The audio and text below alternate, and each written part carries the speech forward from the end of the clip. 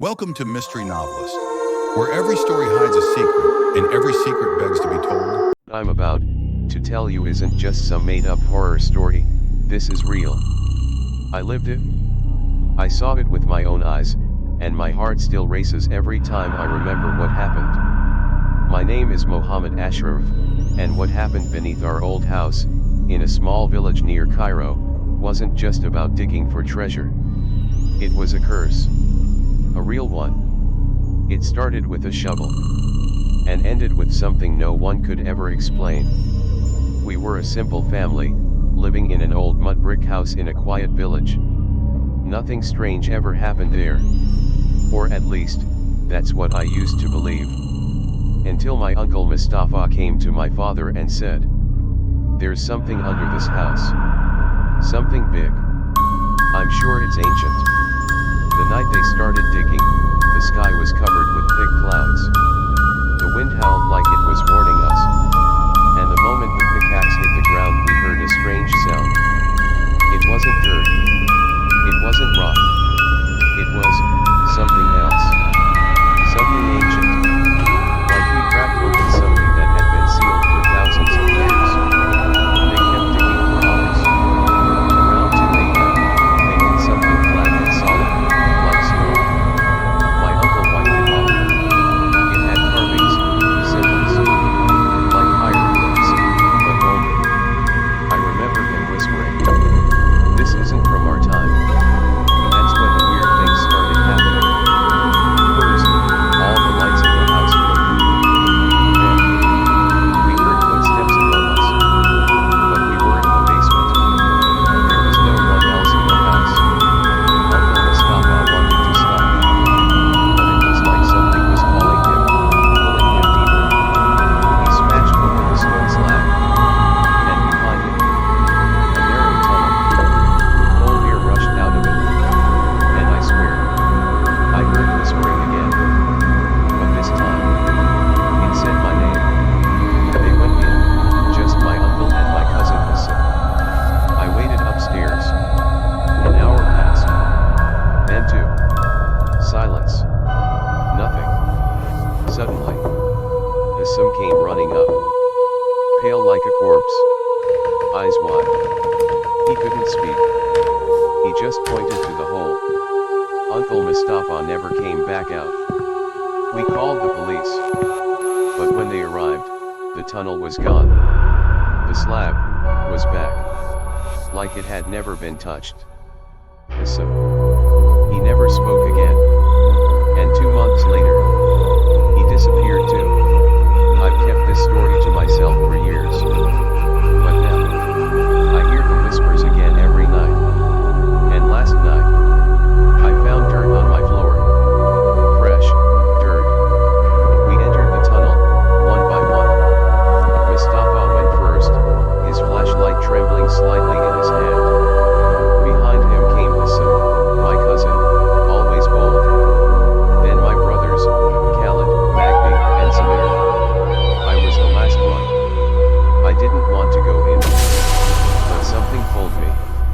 Curiosity, fear, maybe it was that look Ismail gave me, like this moment was meant to happen. The deeper we went, the colder it got. The air was heavy, full of dust, and something else. Something metallic. The tunnel walls were covered in symbols. Nothing like we'd ever seen. They twisted like vines, some of them glowing faintly in the dark. Mustafa whispered, "It's not Egyptian, it's older. Pre-dynastic.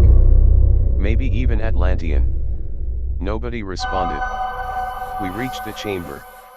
It was massive. Much bigger than anything that could logically exist beneath our house. The ceiling stretched up into darkness.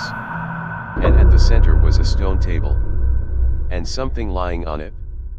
A body. Not mummified. Not skeletal.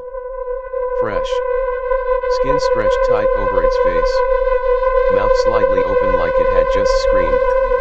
Its hands were bound in gold. And its chest had been carved with the same symbols from the wall. It didn't look ancient. It looked recent. Magdi whispered.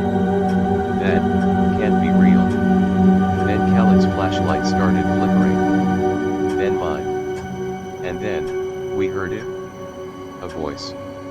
Not in words, but in our heads. You broke the seal. We turned to Mustafa.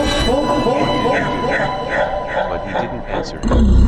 He was staring at the body, eyes wide. And then it moved. Its chest rose. Once. Twice. And then, it screamed. A high-pitched sound that shattered my thoughts.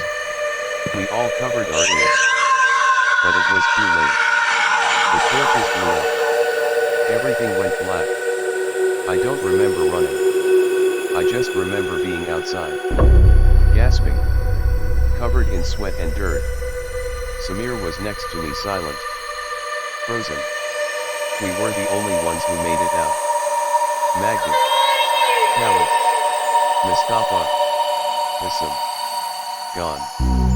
We searched for them for days. The police came. They sealed the area. Said it was a collapse. But there was no collapse. The tunnel was gone. Like it had never existed. My mother cried for months. My father barely spoke. And Samir. He never said a word about what happened. Never again. Ismail came to me a week later. He didn't ask questions. He just nodded. And placed a small box in my hand. Inside a tiny scrap of parchment. Ancient. It had the same symbols from the wall. And one word translated beneath it. Host. I left the village not long after. I couldn't sleep. Couldn't be around that house. The walls felt like they were watching me. Breathing. Samir stayed behind. 10 years passed. One night I got a call. Samir's voice. First time I'd heard it since that night. They're still here, he whispered. Under the ground. I drove to the village immediately. The house was half collapsed. Vines growing where walls should be. I found Samir in the backyard, digging. They're not gone, he said. They just moved deeper. I tried to stop him. I begged him. But he didn't listen. He struck something with the shovel. Thump. We both froze. Then we heard it again. Thump. Thump. Thump. I turned to run. But Samir grabbed my arm. His eyes were wide, glowing faintly, in the dark. They've been waiting, he whispered. For you. And then everything went silent. I looked down. And the ground beneath my feet was breathing.